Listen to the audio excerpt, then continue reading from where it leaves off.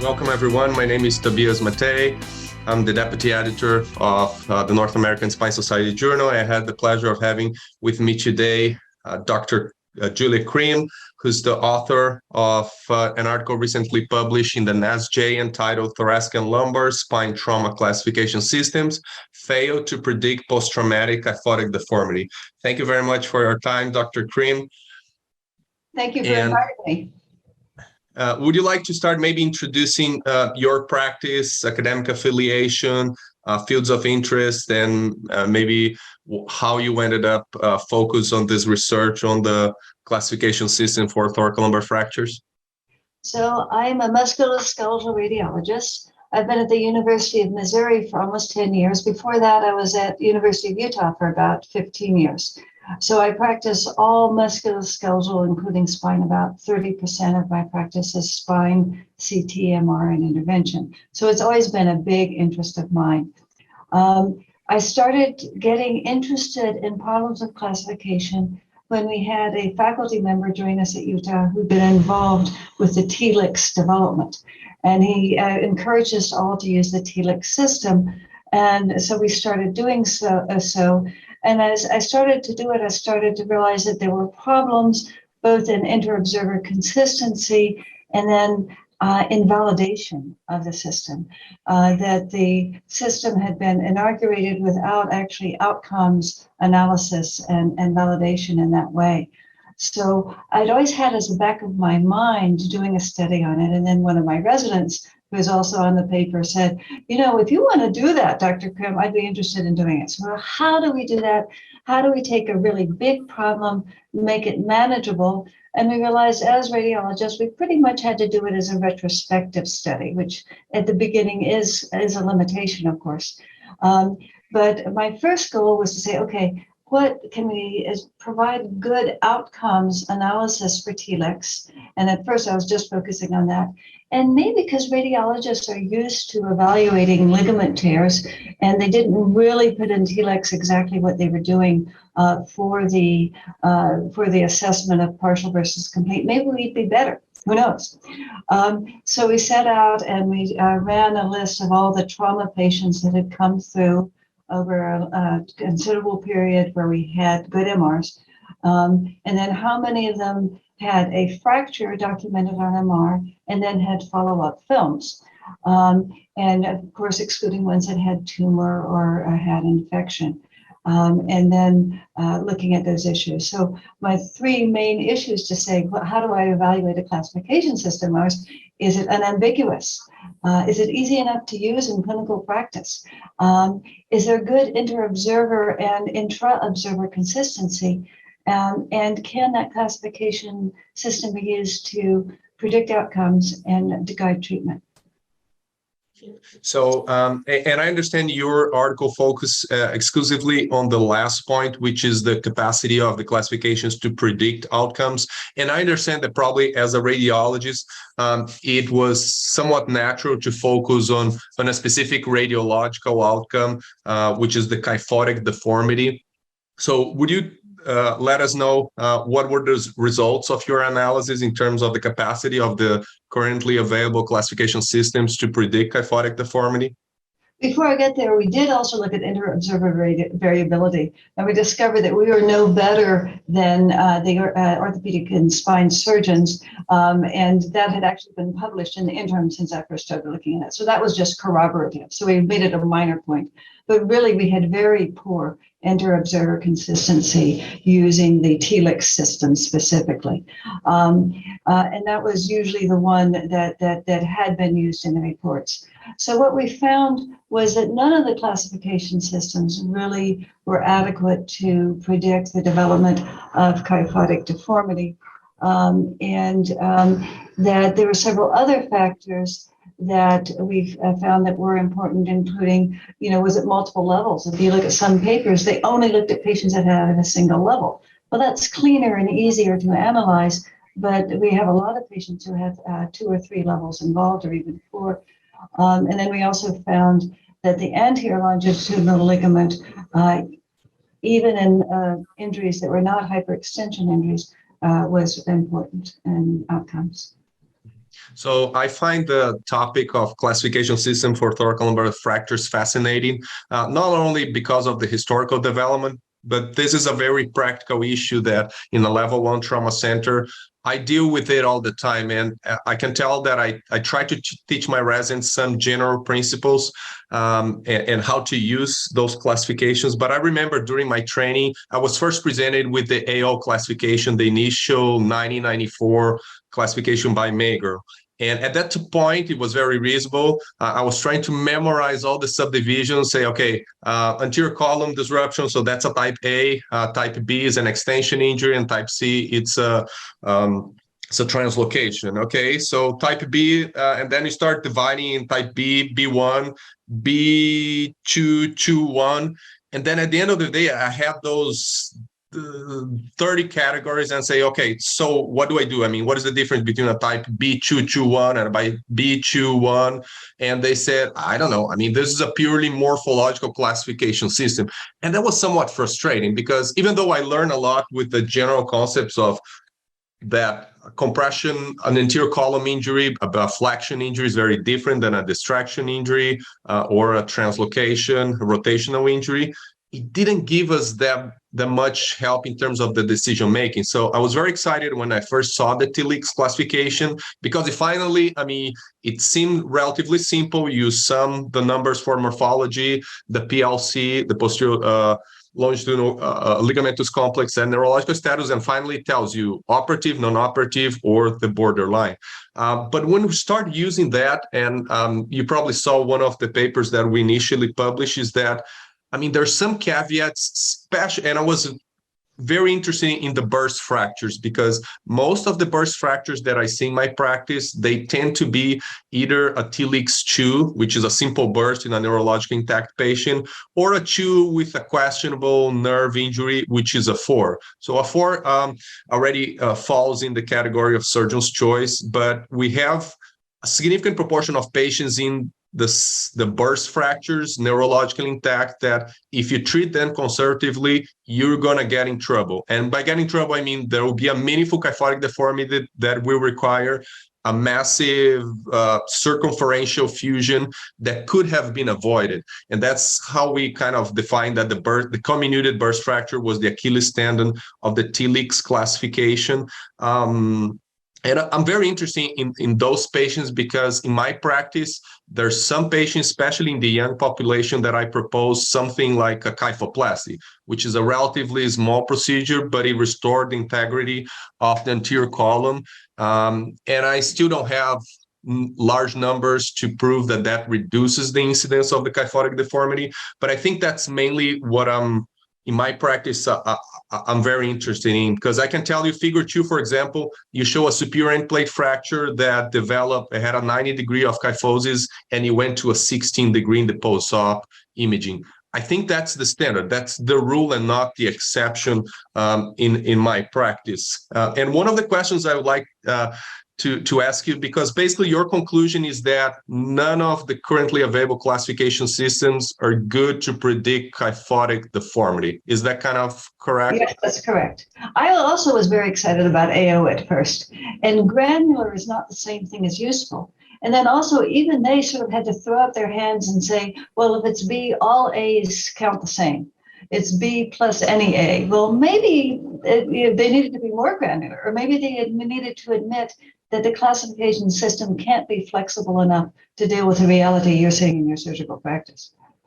Let's give due credit. I mean, the AO changed the classification, and now it's much more manageable with only A, B, and C, and then subdivided, and then some modifiers for comorbidities and neurological. But one of the things that I find that it may be the case that these classifications fail to predict kyphotic deformity because they were not designed to predict kyphotic deformity. And I tell that because, for example, the TLIX classification, I found it very weird in some sense that it included neurological status as one of the categories. Because for me as a surgeon, I mean, I look at the morphology of the fracture, and then, yes, I'm worried about kyphotic deformity or instability. And the neurological status is something completely apart. And I tell my residents, if a patient has a new neurological injury and you have a bony fragment or even a lamina fracture, something that is not unstable and it's pushing on the nerve root, that's a surgical patient. I mean, that's a completely different indication.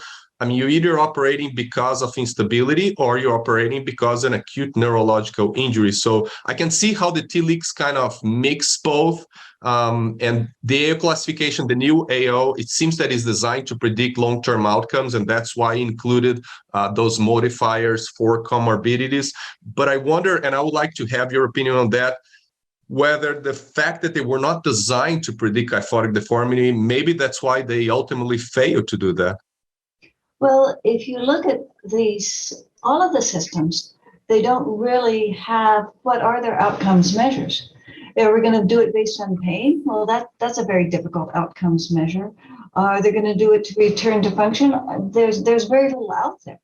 So it's not just for kyphosis. The reason I picked kyphosis was that was the easiest for me to get from the chart. And I figured it was sort of an index thing to show. I think we've failed altogether to look at outcomes for spine fractures. So it's not just kyphosis. That was just the one that was easiest for me to study. So when I looked at the patient's EMR, data on pain, data on function, data on compliance with bracing, it was very spotty and very inconsistent. So, in the ideal world, if I were going to try to do this well, I would do it as a prospective study, and I would have somebody following the patients around and seeing, did they get back to their level of activity and so forth. And we're doing that with joints. I haven't seen that done with spine. There may be some people that are doing that with spine fractures, but I have not encountered it. And even though the postoperative kyphosis, it's a single variable, I think it's a very meaningful variable. And even though someone may not be able to show, for example, that a 10 degree of kyphosis in a large population would lead to different outcomes than the 20 degree, I mean, we know that naturally that affects the sagittal balance. Most of these patients tend to have some degree of osteoporosis, maybe previous fracture. We know sagittal balance it's associated with long-term clinical outcomes before or after deformity surgery. So I do think that it's a very meaningful variable. And if our current system failed to predict that, I agree with you that we do have a problem regarding that. Yes, I love the idea of doing some augmentation on the young patients to see if that works. Because, of course, in elderly patients, augmentation is a problem because you get the adjacent segment fractures. But if we took a young, healthy patient and looked at outcomes with doing that vertebral augmentation, I think that's an exciting idea. So let's focus a little bit on this burst fracture, the comminuted burst fractures in neurologically intact patients, because I think that's the population that, as you mentioned, we may be able to do a relatively simple intervention and avoid in a significant number of patients kyphotic deformity that will have long-term deleterious outcomes. And as I mentioned in my practice, sometimes I see traumatic fractures, so non-osteoporotic fractures in young patients that I know they're very active. They don't have femoral fractures or other fractures, so I know they'll be up and walking and back to their regular activities very soon. And the MRI shows diffuse stir changes in the whole vertebral body. And on top of that, I look at the CT scan and I see a meaningful degree of comminution. That's the type of population that, I mean, the difference between doing just conservative treatment with or without a brace and some sort of intervention may be game-changing. And I see one of the things that I think because you're not able to demonstrate in your article that the degree of comminution was predictive of kyphotic deformity. But I would like your thoughts on, when I first read it, I thought that one of the caveats, and there's nothing wrong with the study, is just inherent to the methodology, but it may explain why you were not able to demonstrate that degree of comminution was associated with kyphotic deformity, is that this is basically a retrospective study, and the patients received the treatment which the surgeon thought was the most indicated for the patient. And I take, for example, figure 4 that you present, which is a patient with a fracture, and Actually, figure 3. It's a patient with a burst fracture, some posterior disruption of the posterior wall. There's also a lamina fracture, which, even though not affecting the facet joint, it, in some sense, I mean, it creates some disruption of the integrity of the posterior bony elements. And I mean, this is the type of patient that, if that's a young patient, I look at that and I think that patient would have a good chance of developing a kyphotic deformity. And that was the thought process of the surgeon, and he indicated a fixation one level above and one below. So my fear with with just concluding that comminution is not associated with kyphotic deformity is that perhaps in your cohort, those patients who had a meaningful degree of comminution and who, in the surgeon's perception, had a meaningful chance of developing kyphotic deformity, they received surgery. So, I mean, I think a better conclusion, if I would summarize in terms of the comminuted degree of comminution, I would say, for patients for whom the surgeon thought that they would not develop kyphosis and didn't indicate surgery, for those patients, the degree of comminution was not associated with kyphotic deformity. Because for the other patients, for those with meaningfully comminuted fractures, and which really most surgeons would be scared, those patients received surgery. So you weren't able to demonstrate the development of the kyphotic deformity. I don't know if I'm getting it right, but I would like your thought process on that. I think that's a very valid criticism, and that's the problem with retrospective studies. But we did see quite a few patients that had posterior fusion who developed kyphotic deformity despite that. And those, when we took them as a group, it was a fairly small group, but it did not seem to be related to the degree of comminution. So I think doing the posterior fusion, it is plus minus on preventing the development of kyphosis. And that's where other things come into play, such as that sprain of the anterior longitudinal ligament and the presence of multiple levels. It's interesting because we were always taught in the thoracic spine that the ribs in the sternum give us such good stability. We have routinely significant kyphotic deformities in our thoracic axial load injuries. There's a lot more factors at play than I think it's possible for a classification system to arrive at. So maybe what we need instead of a classification system is little warning bells. Like you just described a warning bell when you're looking at that burst fracture and seeing significant comminution, saying this is one I'm more worried about. And I'm going to perhaps, you see that it's hard to do the augmentation because that might actually impede heating, but it might need both the posterior fusion and real compliance with bracing.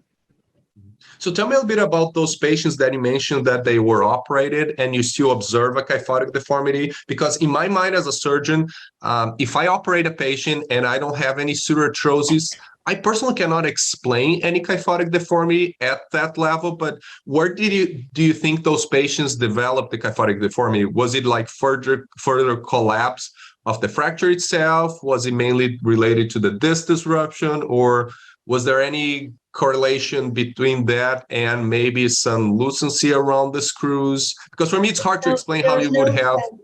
Yeah, none of these had failure of the screws. That's a very good question.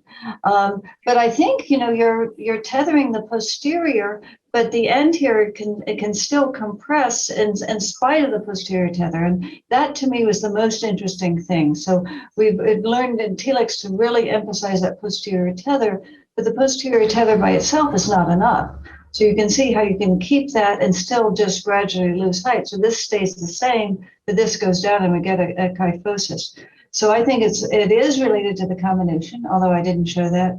I think it is related to the sprain of the anterior longitudinal ligament, but it's not a disc problem. I thought about that. Mm-hmm.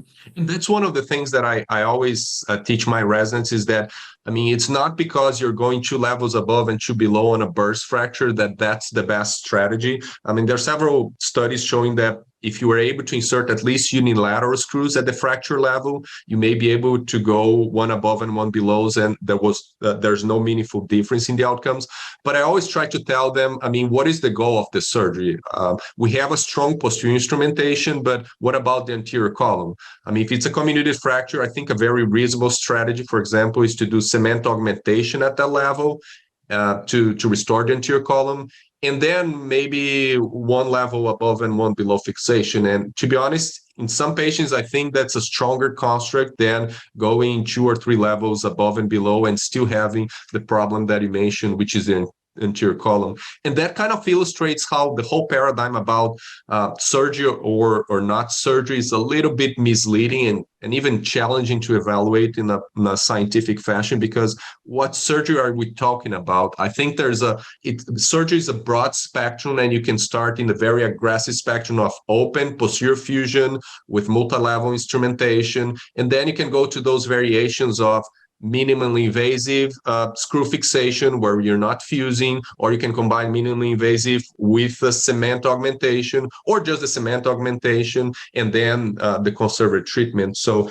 it's definitely a very interesting topic. And as much as we see so many patients with thoracolumbar fractures, sometimes when we start dividing in that many categories in terms of not only the variables related to the fracture itself, to the age, comorbidities, but also regarding the type of surgical treatment, you ended up with a relatively low number, which renders the power of your studies probably suboptimal to detect a meaningful difference. I don't know, what are your thoughts about that? I think that's a very valid criticism. We did not have huge numbers. We are a level 1 trauma center that takes from most of our state, but we're still not a huge place. It'd be wonderful to design the studies of our dreams. But this was a case of, I think I can show something very interesting that will make people stop and think about the validity of the pathways we're using. And I guess my main thing is, I'm still feeling like Denise, the best system that I have. And then you just modify that and you'd say, of concern is such and such, and I'll say that in my report, and we discuss that in our weekly meetings. But have we gone past that? No matter how many numbers you have and how granular AO is, are we still any better than Denise? And I think whenever you're doing scientific research, there's clearly a trade-off between the amount of variables that you're trying to analyze and the impact of your results. And by that I say, I mean, if you try to do even a retrospective study, let alone a trial, evaluating 10 radiographic outcomes, plus clinical outcomes, including ODI, VAS, quality of life, plus long-term economic impact, and who knows what, I mean, you ended up with something that it's almost impossible to finish. And even your results, because you're analyzing multiple variables, you're susceptible to have some spurious results. So I like your approach of focusing. I mean, you chose a variable that was very meaningful and we know impact clinical outcomes, which is kyphotic deformity. And you decided to study within your available resources through a retrospective analysis, the ability of those classification systems. And that's why, I mean, at one point here, we're discussing about studying the topic of thoracolumbar fractures, but my proposal to the team was very simple. I said, I specifically want to see those patients with burst fractures, and we're planning a randomized trial to do those that the surgeon thought that they were non-operative to begin with. I said, okay, instead of just doing a brace, we're going to randomize to brace or to kyphoplasty, and then I want to analyze kyphotic deformity and maybe outcomes in 6 months or a year, and that's it. And I think that's the way of somewhat contributing to the literature without trying to develop a whole new classification system, which will take 5 years to validate in terms of the inter-observer reliability and everything. And I don't know if you agree. I mean, I see the future of more as focusing on, I mean, more as we've been aware of some of the limitations of the classification system we use and use their principles rather than blindly just applying the number and say this patient needs to go to the OR tomorrow, rather than trying to develop a new system. I'm not opposed to that, but I think the T-Leaks really kind of set up a hallmark which will be hard to I think it will stay a long time with us, and I think it's a very good system. And I don't know if you think, what are the directions for the future, like in terms of the scientific progress of our understanding of thoracolumbar fractures, specifically in terms of classifying them? What do you see coming up in the next 10 or 20 years? I would like to see us, quite honestly, go back to the knee and then add red flags. These are red flags that increase risk of poor outcomes and raise and lower the threshold for surgery. Because I think if we do that, that gives the surgeons some guidelines without giving too complex systems to evaluate things. I also want people to really not exclude the patients that have several adjacent segments involved, because I think that's an important thing and they're often excluded from studies. But I'm a little concerned about the augmentation in that it would be nice to have 5-year follow-up, because the stiffness of the augmentation is different from native stiffness, to make sure that we don't get into problems later on because of that. That may be a separate study that you would need to do. For sure. And in that sense, I mean, we've used methyl methacrylate as the standard for cement augmentation, but there are some new polymers that came into the market more recently, and the young modulus of that is much closer to that of the natural bone than the cement. And I always tell my residents, when we're doing cement augmentation, my goal is to try to get the cement to intermingle with those fracture fragments, but I don't want to get more than 5 cc's of cement, because we know, at least in the osteoporotic population, that meaningfully increase the axial load upon the adjacent level. And especially if you have a small amount extravasating to the disc, then you may be running into significant problems in terms of not only adjacent segment disease or the disease of that specific disc above the cement augmentation, but even an inferior end plate fracture of the vertebra above. Like I said, I think this is a more meaningful problem when we're discussing the main indication of kyphoplasty, which is in the osteoporotic population. I personally have never seen an adjacent level fracture in a young patient with a traumatic injury for whom I've done cement augmentation. But I do think your point is very valid in terms of comparing the short-term benefits of cement augmentation, which we know are very meaningful. You do the kyphoplasty, the 70-80% of the pain goes away, you remove the brace, goodbye, the patient is doing great, back to work. But what are the long-term effects in terms of the overall health of the spine of that treatment that we're doing? What do you think are the main takeaways of your study? I mean, how would you like our listeners to approach your results, and how would you like them to think about the future based on the results that you got with this study? The one thing that we haven't discussed that I wanted to bring up is the change from the supine imaging to the upright imaging. And that's something that's always been done by the surgeons where I practice. And I was surprised when I looked back to find out that actually hasn't been validated either as a prognostic thing. But certainly everyone, we should be comparing the degree of kyphosis on the supine MR or CT to the degree of kyphosis on the upright exam, and see if that can be used as a predictor of instability and likelihood to progress more. So that's something I'd like to see done in the future. But in the meantime, I'd like for people to think more about what's happening with that ALL and what's happening when we have several adjacent levels. And no classification system can really capture the complexity of what happens with these spine fractures, especially high velocity. So I like the idea of keeping it to a simple classification system like Denis, and then having red flags that you add that will raise your concern and lower your threshold for surgical intervention. So let's discuss first the difference between the kyphotic, the focal kyphosis, comparing uprights with supine imaging, because I see that in my practice a lot. But as you mentioned, I'm not aware of a study that tells that maybe a 5-degree or a 10-degree change should trigger a surgical intervention. So it's something that I always have in mind, and I tell my patients, I mean, we get the MRI or CT scan, we see how it looks in CT scan, and based on that, we may decide, okay, this patient goes for a brace. I want an upright x-rays with a brace before the patient is discharged. First, because I don't want to see this patient 3 weeks or 6 weeks with a new x-rays and say, oh, there's a new kyphotic deformity, and maybe it would already have been there anyway, even in the immediate setting. And I can tell that in my practice, at least 60 or 70% of the patients, even with superior end plate fractures, when I compare the upright x-rays with a brace with the supine MRI, I see a difference of at least some 5 degrees. So I already see some of the collapse. Personally, I don't know how meaningful that is. I've seen there's been a few patients that difference is so marked that, especially if the patient is still in pain with the brace, I've offered a kyphoplasty.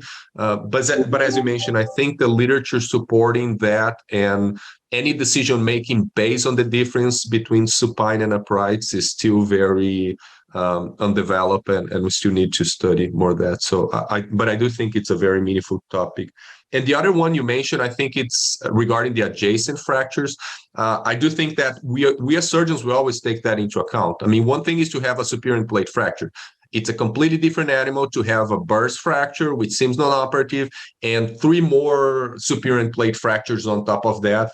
And lo and behold, those affect the thoracolumbar transition, which is the area you're most concerned regarding developing kyphotic deformity, because those are the patients that are going to have a meaningful sagittal imbalance if one of those fractures or all of them actually develop some degree of kyphosis. And I agree with you. I think none of the classifications so far have taken account the presence of multiple level fractures, but that's something that at least from the clinical standpoint, it's something we always taking into account. And the last thing you mentioned about the ALL, I found it very interesting, your focus on that, because I've always paid attention on the ALL in 2 situations. One is in patients with ankylosing spondylitis, because those patients, sometimes you have just a small lamina fracture, and usually it's not an ALL disruption, it's a fracture of an osteophyte. But those patients, I still go back to the old Dennis classification and say, this is a 3-column injury that I treat as a long bone fracture. And I tell my residents, one thing is to have a fracture of a vertebra when the other segments are mobile. This patient, it's almost, you have to think as if you had a femur above and a femur below. And the only place where there's motion is between those 2 long bones. So we know those fractures, even though they may look stable, if you have that disruption of what was the ALL and now it's a big osteophyte, it's meaningful. And the other place I've paid a lot of attention, it's in the cervical spine, because sometimes that ALL disruption means a disc disruption. And I've seen patients that I saw just some small stir changes around the ALL and the anterior portion of the disc. And when we did the surgery, you look at that, and that disc is completely gone. And you know that patient is stable. But I've not paid that much attention in the thoracolumbar spine. So, I mean, if you want to tell me a little bit about your experience of evaluating the ALL and trying to predict some degree of instability related to the ALL disruption, I'll be very interested on that. Oh, great. So there are 2 different ways, of course, we're going to injure the ALL. What you've been describing is the hyperextension injury. And in the ankylosing spondylitis or DISH patients, we like to call it a carrot stick fracture, which is the same as your idea, just different words. And yes, a very significant injury. But I'm thinking, and these more about the compression injury to the anterior longitudinal ligament. So it's squashed. And when it's squashed and we have abnormal signal in it, I think it's no longer acting as a helpful strut there in the front. So very different from the hyperextension injury. I'm saying I think the ALL is also important in axial load injuries, both compression and burst. And then when we look carefully at it and we see it's disrupted, that's something that might make you more likely to say this patient is at risk for kyphotic deformity. It did increase the risk of kyphotic deformity in our series. So you're saying that the ALL, because I always thought the ALL as a very strong ligamentous structure that prevent hyperextension, but you're saying that if you have disruption of the vertebral body, which is the main component of the anterior column, and an ALL disruption, then that's when the ALL disruption is really meaningful. Is that your thought process? Well, I think they're both meaningful. Certainly the hyperextension is very meaningful. But when you've compressed an anterior vertebral body and you've also disrupted the ALL, perhaps it indicates there's been a higher velocity or something. Is it the ALL itself, or is it because it's a more severe vertebral injury? I can't say, but I'm saying that there is an association with that compression sprain of the ALL and development of further kyphotic deformity. Whether it's a secondary phenomenon or a primary phenomenon, it still matters. Because when I've seen the ALL and it worried me the most in thoracolumbar fractures, I think it's when it crosses the disc space. I've seen some patients that I was planning to stop short my instrumentation, and then I saw the ALL disruption crosses the disc space below. And that's when I thought in the past that maybe that this space is compromised and I should go one level below. But so do you think the ALL integrity, and it's hard to say, I mean, there's no meaningful study on that, but do you think it's mainly the ALL anterior to the vertebral body, which is meaningful, or that the portion of the ALL that crosses the disc space? Where I see the sprain and failure tends to be at the fracture. So it's a fracture that involves that ALL. The ALL is not completely disrupted. There's not a line of high signal across it, but it's amorphous. It has increased signal. It's often a bit redundant. So I think the fracture involving the ALL is what's important. As I say, I can't say exactly what it is. I just say there's an association.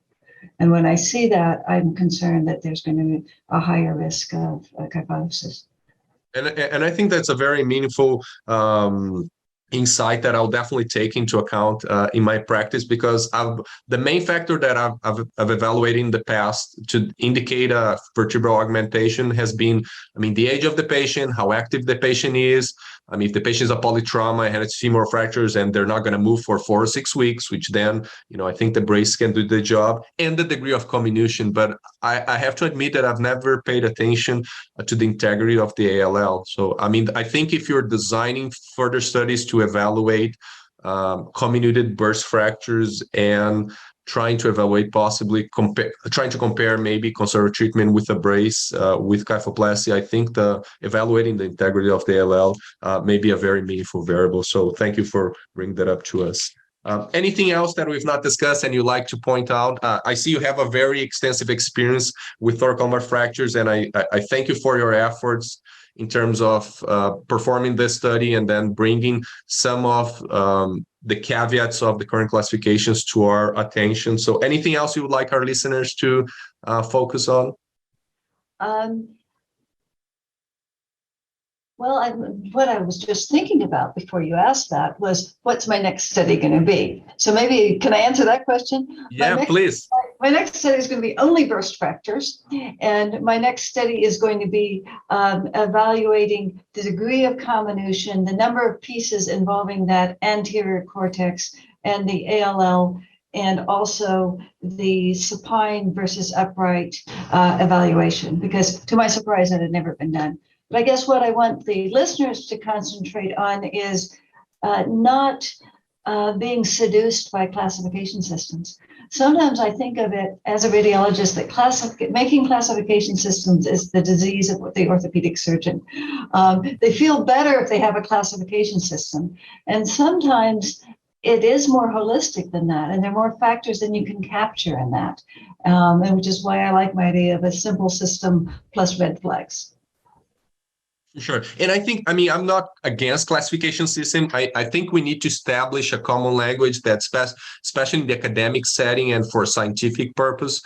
We need to have that clearly established. And that's why the AL classification, even though it had no meaningful impact upon the decision making, it created a general language where we could kind of organize our thought process and think about compression fracture, distraction injury, translational injury. So I think they're available, but I completely agree with you. I mean, if my residents are blindly applying the TLIX classification, say, hey, Dr. Mattei, this patient needs to go to the OR because it's a TLIX 5, or this patient, I'm doing a brace today, and please just check the uprights tomorrow because it's a TLIX 3. I think you may have a problem on that, because more than ignoring the classification system, I think the wisest approach would be to, use the classification system, document that, but have a very critical mindset in terms of the possible limitations of the classification system. And that's how we ended up during my fellowship publishing that paper on the burst fracture. One of the attendings that was mentoring me at that time, he said, Tobias, I've seen so many of these non-operative TLIX 2 with comminuted burst fractures. Then 3 months down the road, I'm doing a huge surgery with a circumferential fusion that I don't like this classification. And I was trying to say, okay, this may be a small caveat of the classification. The classification as a whole is much broader than just the comminuted burst fractures. But at that time, when I look at the literature, I didn't find anything highlighting that point. So I thought it was meaningful. But I agree with you. I think we should look at these classifications with very critical eyes and take the general framework that they gives us, but also develop, especially with experience, you develop some of these red flags that for patients that are borderline, that you think, I've been in trouble before because I ignored this specific, let's say, ALL injury in this subset of patients. So even though there's no strong literature supporting that, I have to at least disclose that to the patient and discuss the option of perhaps being a little bit more aggressive here, or even offering maybe a percutaneous fixation instead of just a brace. But I do think that having that open mindset, especially for those cases there are borderline cases. I can tell you, as surgeons, we're very good at the margins. We're good even without classification system to see a patient with a burst fracture, posterior ligamentous injury, a translational injury, a patient that we need to say, this patient goes to the OR. Oh, what's the TLIX? And my residents could really tell Dr. Mattei, we don't care about that. Let's be reasonable. This patient goes to the OR because he has a neurological deficit and the fracture is unstable, and no one has any questions about that. And at the same time, we're all familiar with superior end plate fractures that, barely affect 10%. The stir changes barely affect 10% of the superior end plate. We know that we don't need a classification system to tell us that that's a non-operative case, but what I think is the holy grail of how the classifications can impact our decision-making are those borderline cases. Those that the TLIX says it's a surgeon's choice, or those, like I mentioned, the comminuted burst that they say it's non-operative, and maybe not all of them, but at least a substantial proportion of patients should have surgery considered as a possible therapeutic option. So, and that's why I'm very thankful for your focused approach in terms of kyphotic deformity. And I think that's the best way to do science sometimes. You may not provide a comprehensive answer, but as long as you provide a very meaningful answer to a specific topic that has not been analyzed properly before, I do think it's a meaningful contribution to the literature, and I do think all our readers and listeners would benefit from reading this great work that you publish with NASSJ. So thank you very much for your time today. Thank you for considering NASSJ as the periodical to publish your paper, and we look forward to seeing more studies from your group. Thank you so much. I really appreciate it. It was a fun discussion. I think we have an awful lot in common on the things we're working on. So I'm looking forward to hearing more from you as well.